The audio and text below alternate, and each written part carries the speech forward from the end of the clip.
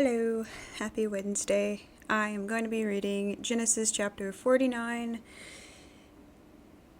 King James Version and the Message Version. I'm jumping right in.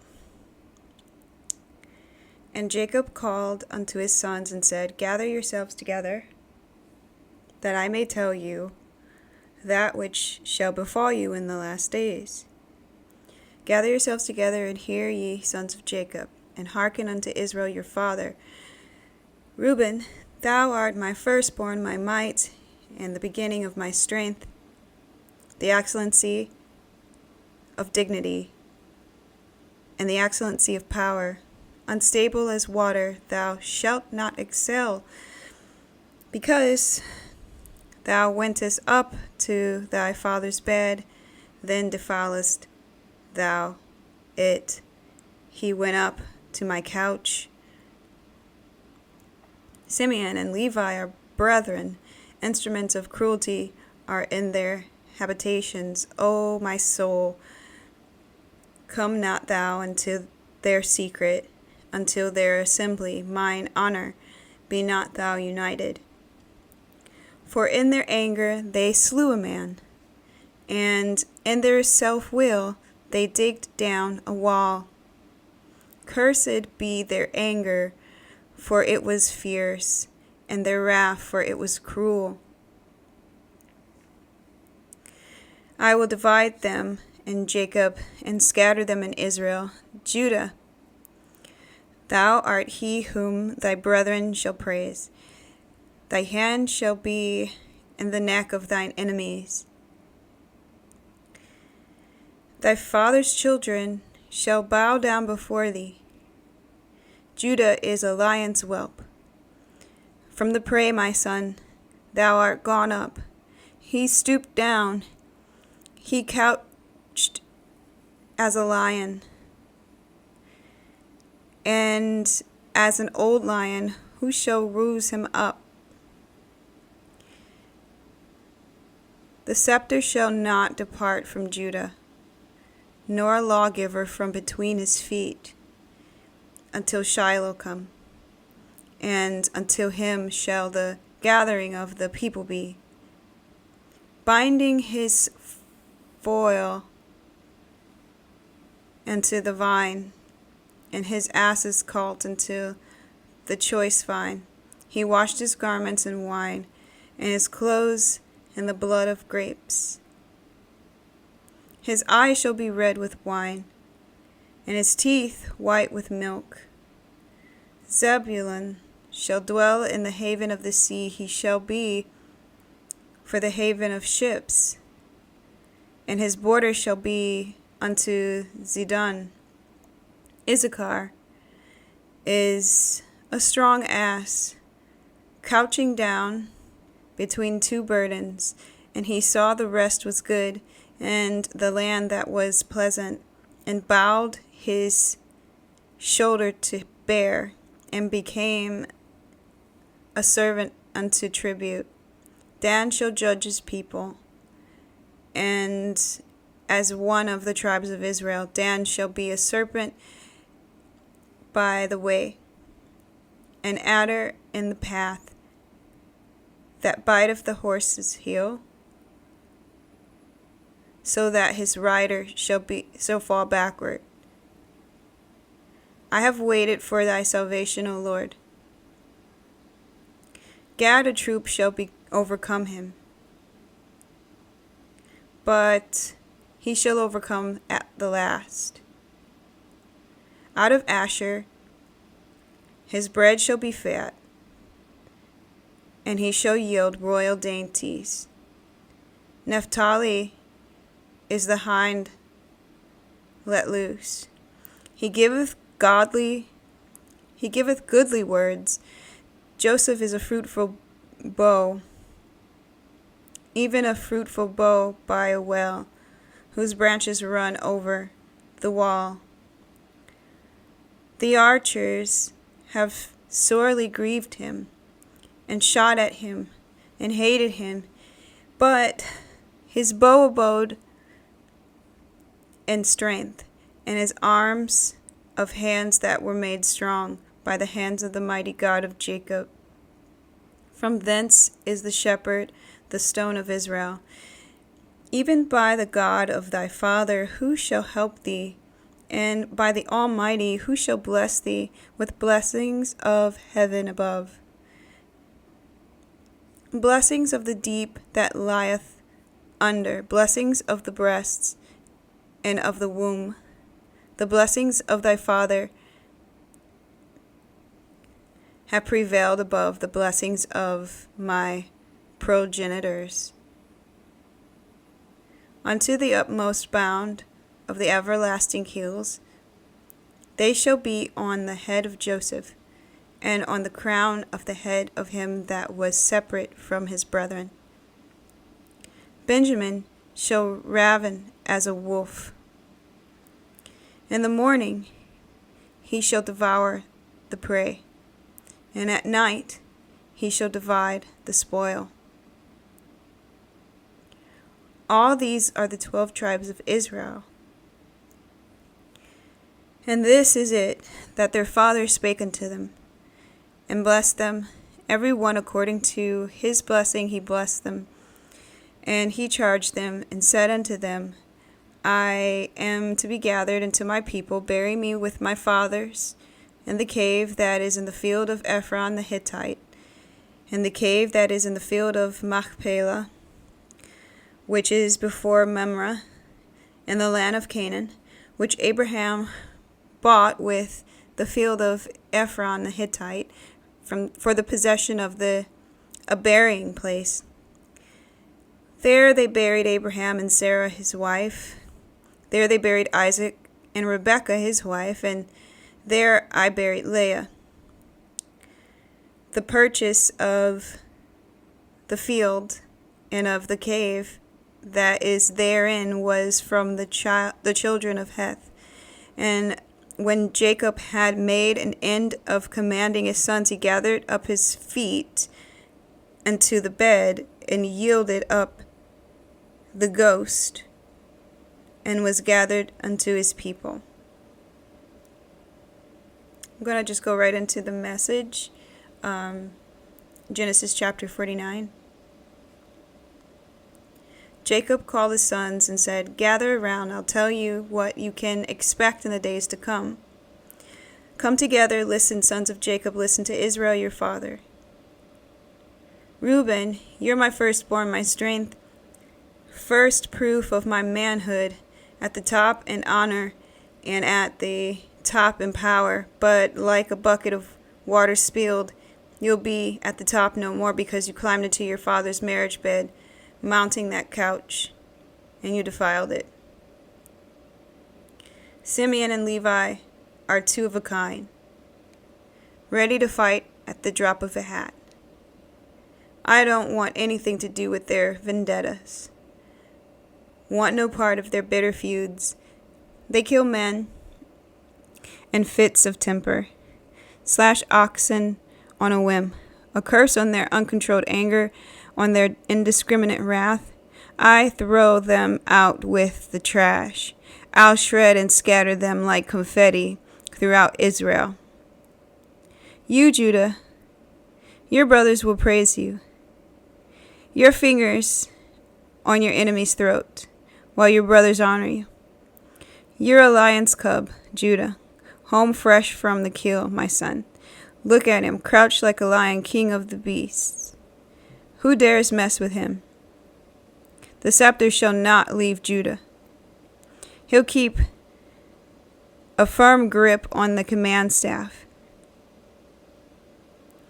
until the ultimate ruler comes and the nations obey him.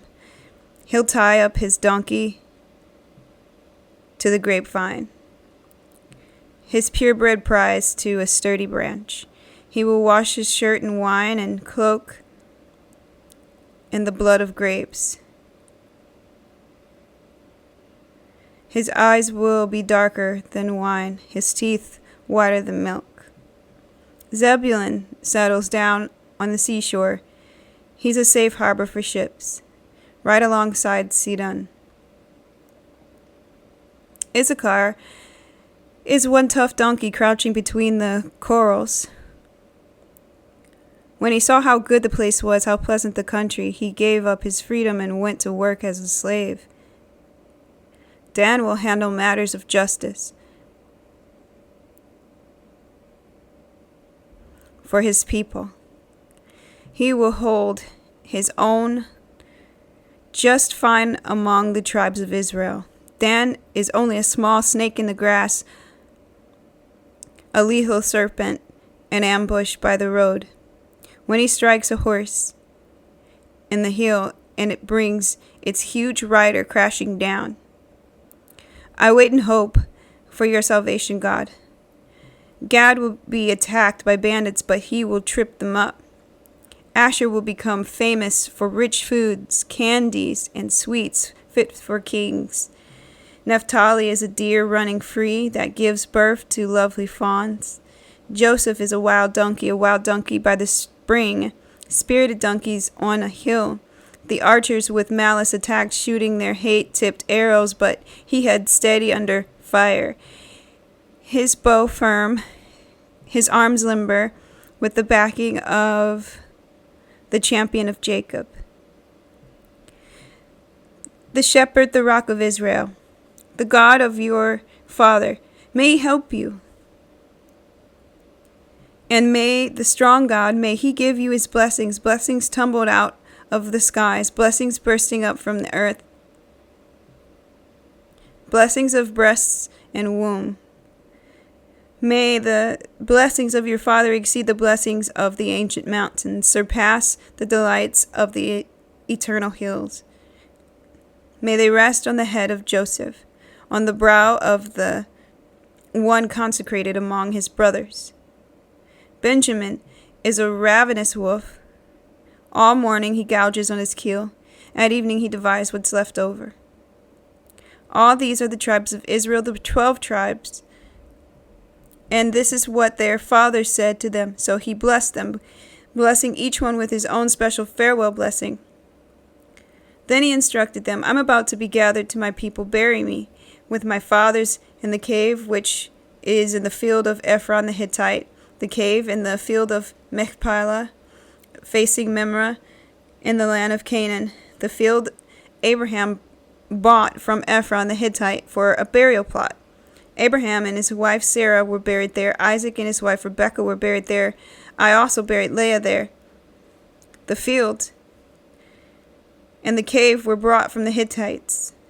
Jacob finished instructing his sons, pulled his feet into bed, breathed his last, and gathered to his people. So that's the end of chapter 49 of Genesis. Not really too much to say here except that this is the formation of the 12 tribes of Israel officially, based on each of Jacob, aka Israel's sons. Really interesting. It's like he's blessing them, but there's like a prophecy for the bloodlines of each of these sons. Judah and Joseph, they both have this mouthful of prophecy going on with them. And I suppose Judah specifically, it will make sense later. It's really interesting because it's like they will hold the scepter until the true king comes. Very interesting if you know who the bloodline of Judah is. And you can find out just from reading this book. Reuben, which is like, I hate that he was cursed. It's just so mean because, it's like Jacob, aka Israel, and maybe I'm misunderstanding this, but I'm sorry. Like, is he to some different standard than any other person, any other human being? Because he had concubines, he had wives, he had handmaid women that he was sleeping and procreating with. It was just a whole nasty mess. That definitely, I know 100%, that's not his original design. So, I don't understand, it's gross what Reuben did, but he didn't really have a very good example of a father to be more sexually pure and less immoral. So I just find that really interesting that he's kind of cursing his son for this sexual immorality when his father is even more sexual immoral than his son. Maybe if he had just one wife, and we get that he was tricked. So let's say he just had the first two, the sisters, Leah and Rachel. If he just had those two, probably a lot of this wouldn't even have happened. You got half brothers and sisters. It's just a whole lot going on there that I don't really agree with this curse. It was just like he was holding a personal vendetta, like, you got with my wife. It's like, was she your wife, though? She was one of the concubines. I think that's what it actually says here, like Bilhah or something. In fact, let me look that up.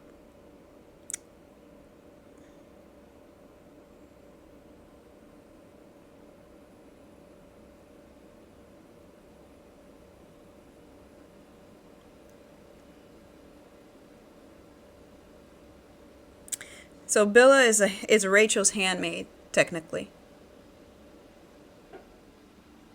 And this is why I don't really mess with that sexual immorality stuff. That's some serious sinful business. It's just gross.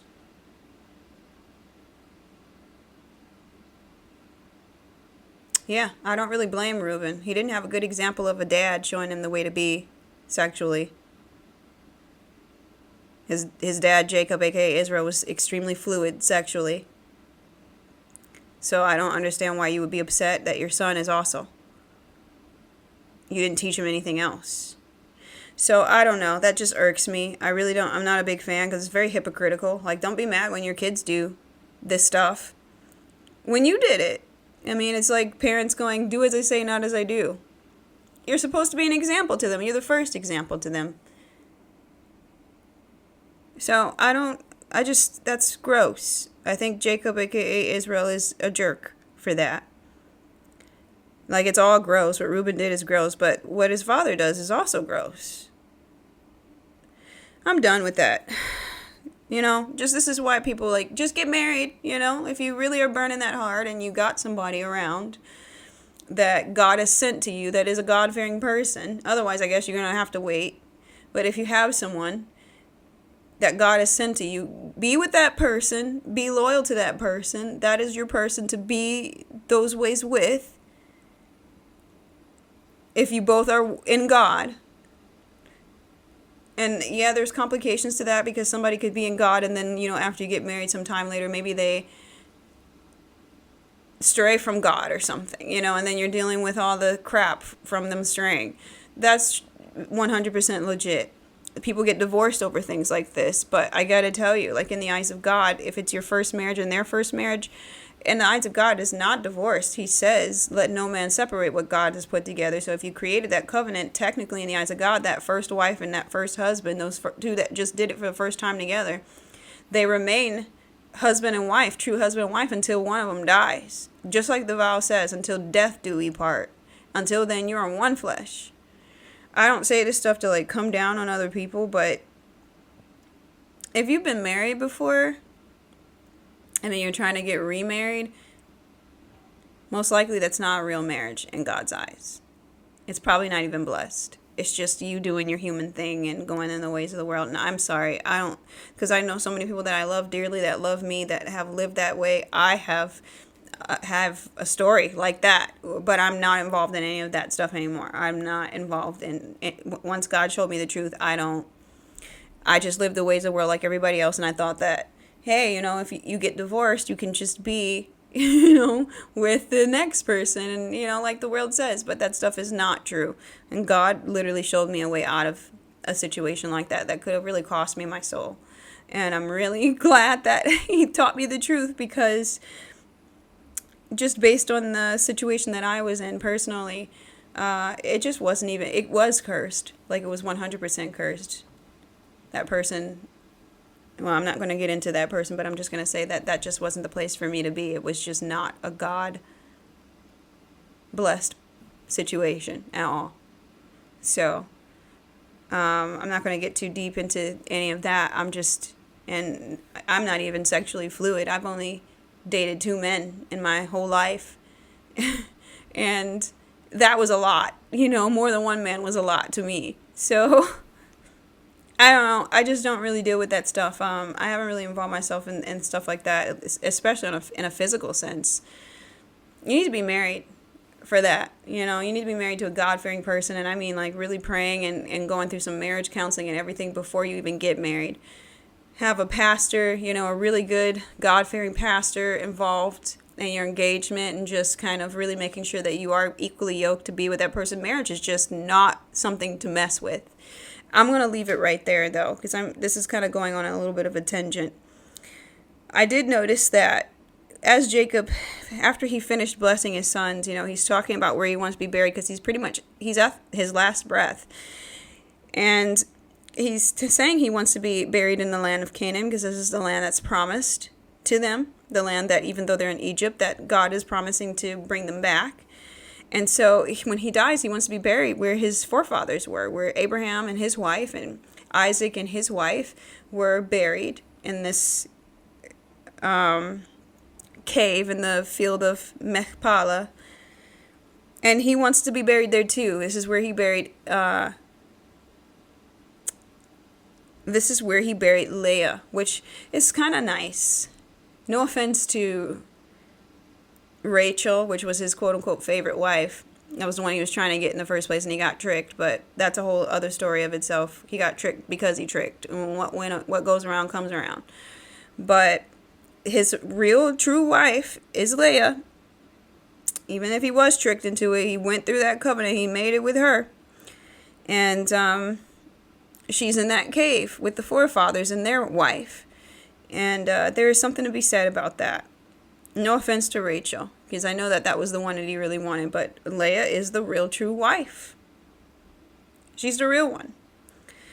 And she's also the wife, despite not really truly being loved by her husband, especially in the way that she deserved.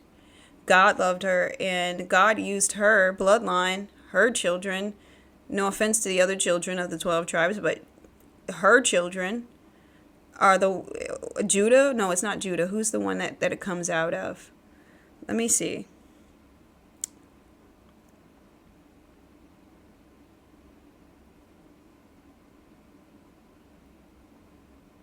Sorry, guys.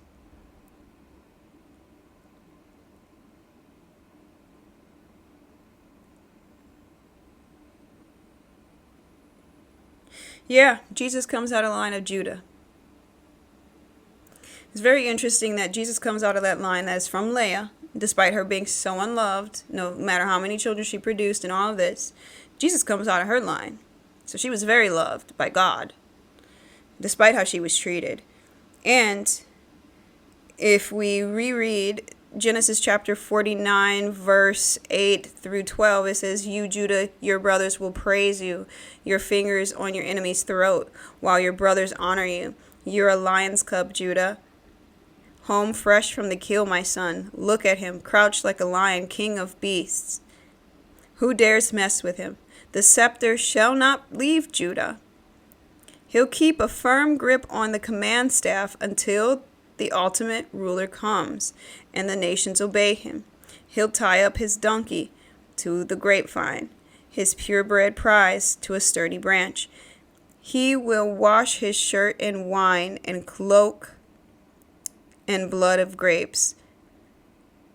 His eyes will be darker than wine, his teeth whiter than milk." Like, this is a really blessed bloodline right there. There's several of them. As I said, I mentioned Joseph as well. They're all blessed in their own way, but this one really stands out. Judah is really, like, keep your eye on that one specifically. For so many reasons, guys. Anyone who's reading it, there's just a lot going on with this one, Judah. So, you know, I'm not going to say too much about this chapter, except that they've been blessed on his deathbed, and he wants to be buried with his wife, Leah, which I appreciate, despite how he treated her in life, and how he treated women in general, and how he's cursing his son, even though he's not a good example of how to treat women anyway. I'm sorry to say, but Abraham, Isaac, and Jacob, when it comes to the three of them, I mean, Jacob, aka Israel, he's got some epic moments for sure. And the 12 tribes come out of him. But he was extremely sexually immoral, and a cheater, a liar. So, I mean, it just goes to show you, you can make a lot of mistakes in life. And I guess if you're trying to find God, really trying to find Him, I mean, you're going to clean up your act eventually, hopefully, if you're really trying to have a relationship with God. But I don't know. I can't really say too much about him. I'm so sorry. He's a blessed man, obviously. He's a man of God in some form. But, yikes. I mean, he's just, when it comes to those areas of his life, he's just, and it just shows you, nobody's perfect. That's how I'm forced to look at this. It's like, nobody's perfect. I got my own things, It's not like this, but I got my own things, and I don't know. Like, he tried, and God used him anyway, He did. And that's all I got to say about that. I'm so sorry. When it comes to sexual immorality, I'm sorry. I'm grossed out by it. So I'm going to end it there. Let's see what happens in the final chapter 50, which apparently Jacob is passing away here. And there's only one chapter left, so let's see what happens to Joseph and his brothers in the land of Egypt and how that all ties itself up at the end of this book as we complete Genesis. I'm going to let it go. Guys, I'm sorry. I guess I kind of, this is just the things that resonated with me and that caught my eye in this chapter. Yeah, I mean, if you read the prophecies of these sons, you could probably see the bloodline of them now, the offspring of them now, and if they are actually fulfilling these things that Jacob had bestowed upon them. You'd be surprised. So I wish you many blessings. If anything stood out to you, please say so or leave a comment or whatever you like. Thumb it up for the algorithm for someone who's looking for a chapter a day type thing. And I would love to hear your thoughts of what stood out to you, because there's a lot going on here. The blessings in themselves and the prophecies of these sons, it's a big deal. But the things that first came to mind to me reading this again, I just told you. And I don't know, just not really my favorite chapter, but it is an important one. So I pray many blessings over you guys, and I'll see you in the final chapter 50. I love you guys, and have a good day. Bye.